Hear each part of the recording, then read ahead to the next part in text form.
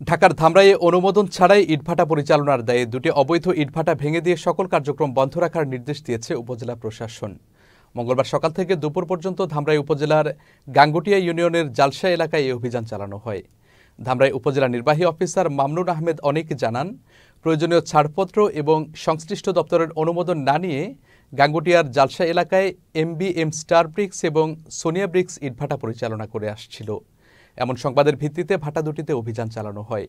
এ সময় তারা প্রয়োজনীয় কাগজপত্র দেখাতে ব্যর্থ হলে ভাটা দুটি গুড়িয়ে দেয়া হয়।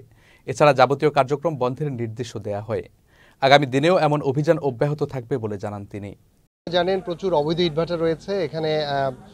এই ইটভাটাগুলো পরিবেশ দূষণের জন্য, বিশেষ করে বায়ু দূষণের জন্য মুখ্যভাবে দায়ী এবং মাটি কাটার অভিযোগও এগুলো ইটভাটাগুলোর মধ্যে আছে।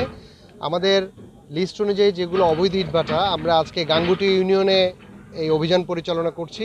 আমরা দুটি ইটভাটা আজকে ভাঙবো। একটি ইটভাটা প্রায় শেষ পর্যায়ে, আরেকটি ইটভাটা ভাঙা হবে। আজ ভাঙা হচ্ছে সোনিয়া এবং হচ্ছে এমবিএম স্টার ইটভাটা।